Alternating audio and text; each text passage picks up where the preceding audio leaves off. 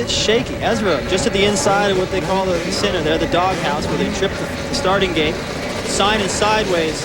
Carmichael's to the inside of McGrath. That could be a major thing happen there in the first corner. We're off and running. Main event Phoenix. Carmichael with the inside. And it's a Honda coming through. Sebastian Tortelli, it looked like, no, it's Ezra Lusk. Ezra Lusk, number 11.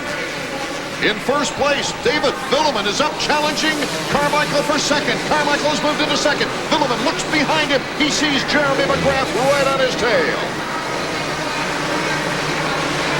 What an opportunity right here for Ezra and Carmichael. Jeremy, not a very good start. You see him back there getting showered with dirt. He's behind LaRocco. A great advantage now for Ricky Carmichael. He's behind 3 points in the points chase to Jeremy McGrath. Bad decision right there by Lusk. He had to go wide. Carmichael pushed him there, went to the inside, steered over the berm on purpose to cut off the opportunity of Lusk to get back in there. Now it gives Ricky Carmichael the opportunity to really put down the throttle. There are a lot of people that watching the practice, myself included, that thought that Ricky was either going to fall tonight or win this race. Well, now he doesn't have that incredible pressure that Jeremy usually puts on him. Ezra, I think, the way his night's gone, might just be happy to be in second right here. And that's a perfect situation for Ricky Carmichael. Got Carmichael, Lusk, Villeman, Voss, Craig, LaRocco, Roncott away, all in front of McGrath after that first lap of action.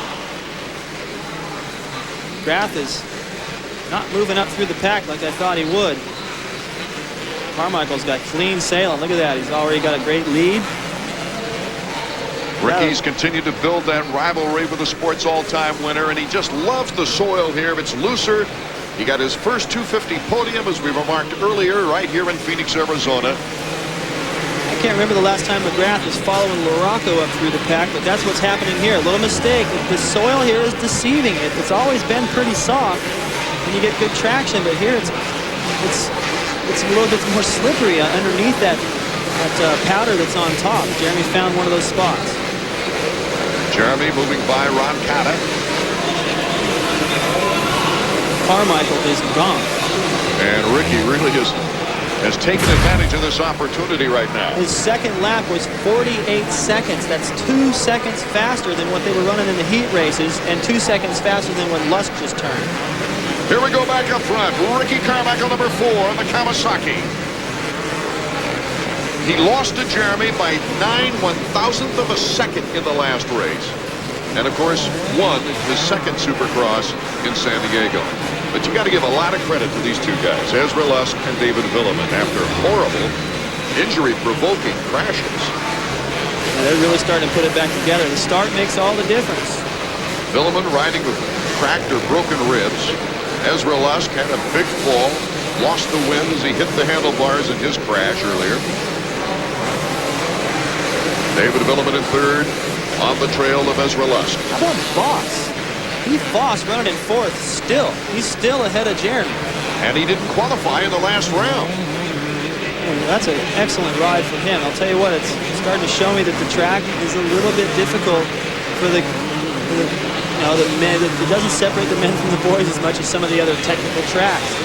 The guys are all able to go pretty much the same pace, so it should be a good run for Voss. He's smart enough to stay up in there. Davey Coombs from your angle.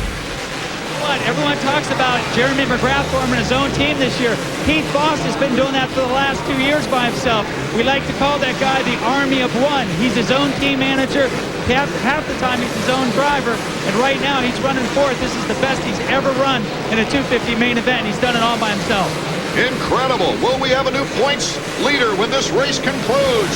We'll be right back with more 250 EA Sports Supercross action from Phoenix in a moment.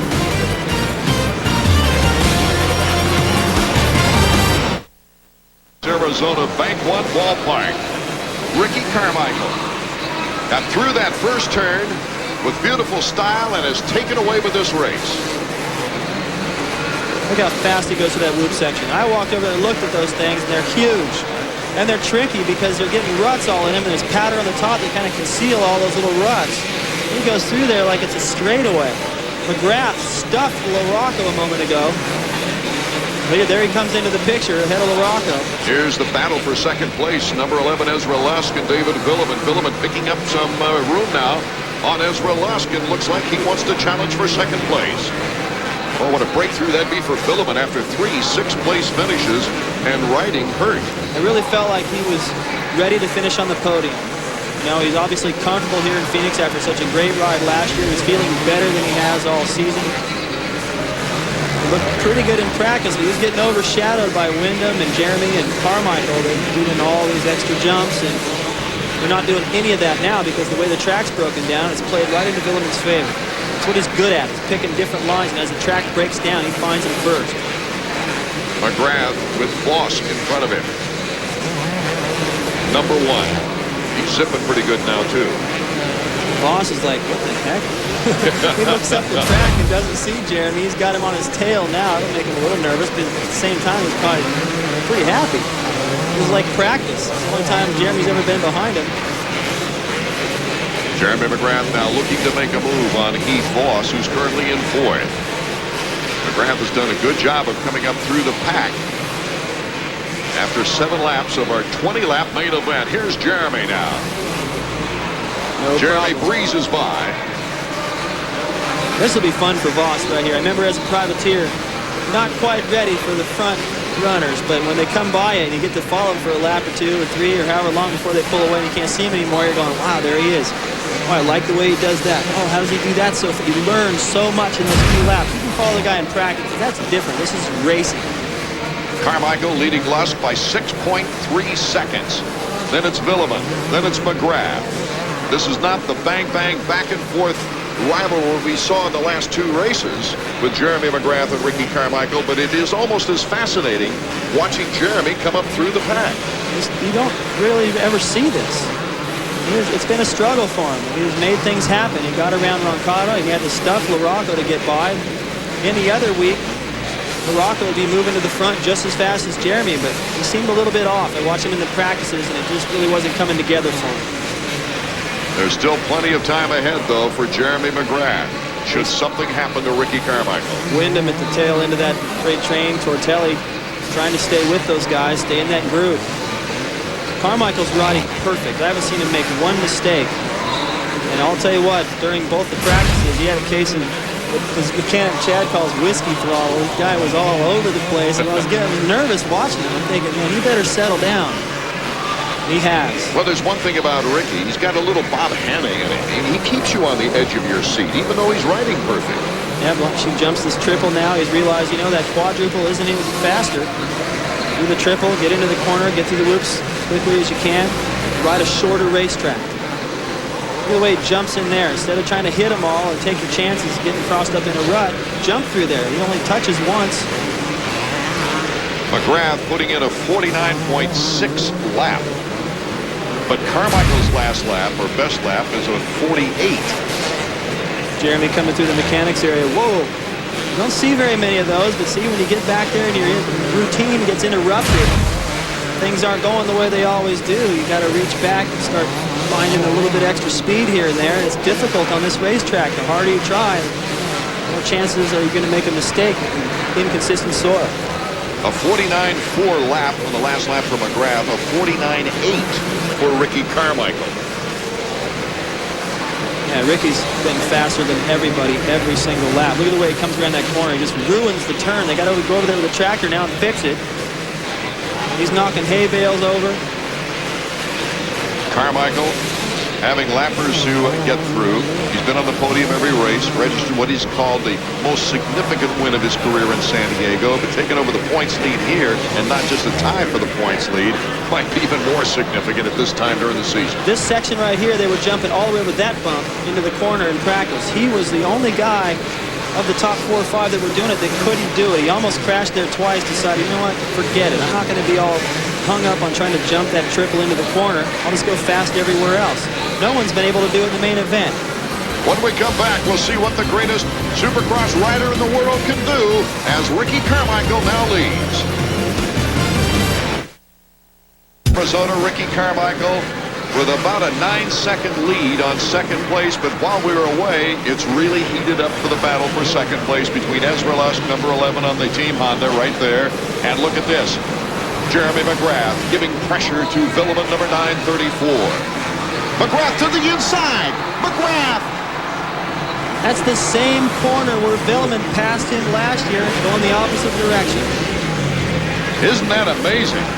Last year, the big surprise race where Villeman was way behind and came out of nowhere. And now McGrath does the favor the other way, going into third place. Oh, Villeman just goes to the outside. I don't know why. He's been taking the inside. Looks almost like he let him by. Maybe he just felt like, you know what, I'm not 100%. I can't go this pace anymore. I can't handle this pressure. It's a Yamaha. Get up there and try to win. I can't. Well, then Jeremy McGrath got by Ezra Lusk and is now in second place. While we're in that replay, what a move by Jeremy to get by Ezra. So now he's only down 3 points. Should it finish this way, and we still have a long way to go. We've got 5 more laps to go in this race. It would once again be tied for the points lead. Well, how about this? Carmichael has a 15-second lead on McGrath. I mean, he is gone. He's in another city. He's going still faster each lap than all these guys have gone, but what a job Jeremy has done to salvage something and only lose 3 points to Carmichael. Will that put him in a tie again? It will. This series is unbelievable. It will, because Carmichael will have 3 points on. Here comes Villeman now on the move on Ezra Lusk. In the battle for third, that final podium spot. Carmichael, you see in the upper right of your screen, by 15.3 seconds over the second place Jeremy McGrath. It would give him 3 more points than McGrath, taking first over second place. That would tie them once again in the points race. Now look at LaRocco. Takes that guy a little while to warm up, but he's hot now, and he's caught these guys. Villeman tries the block pass there on Lusk, David, and here comes the LaRocco to the inside now.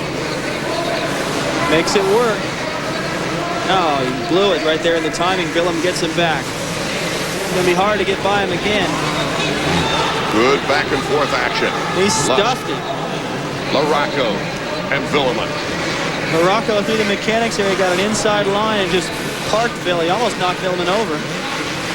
He's not messing around. He wants Lusk. This is the race for the podium between Lusk and LaRocco. These guys want to stand up there. LaRocco's been there already. Lusk wants to get there again. LaRocco took 4th here last year. He's got 2 4th-place finishes in the first 3 rounds, and the podium at San Diego taking 2nd place. And would love to put a 3rd on that.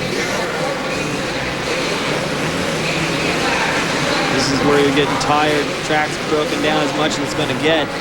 Get a little worse from here to the end, but it's pretty bad now. LaRocco's, that's when he starts to shine. When everyone starts to get a little tired, start to lose their rhythm out there. LaRocco, he already rides at times a little sloppy and just kind of muscles his way through things. He's comfortable. Ricky Carmichael intensifying the rivalry with Jeremy McGrath here in the 250s. He said he liked this track. He looked great in practice. Start makes all the difference. But I'll tell you what, even if McGrath were out front. Here comes Ezra Lusk. He wants a piece of LaRocco now, I think. Number 11, Lusk. LaRocco in front. Through the whoops. Getting by the lapper, Robbie Raynard. What a ride by LaRocco. And you know, he's just got to be kicking himself going, why couldn't I just stay with McGrath? If he could have stayed with McGrath earlier, he'd have a chance to beat him.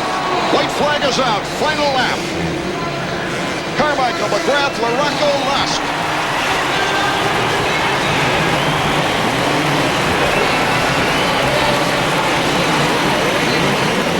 Carmichael just threw both feet out to the side, whatever they call that one. I think it's a can-can.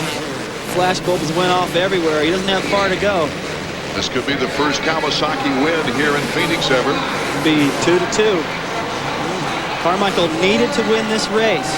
It's a good track for him. He needed to show Jeremy he could do it when he had to. Carmichael looking for his 3rd career victory, his 2nd of the season, and ties Jeremy McGrath in the points after a brilliant 4th round run for Ricky Carmichael. Here's Mike LaRocco. He takes the checkered flag. We'll be right back.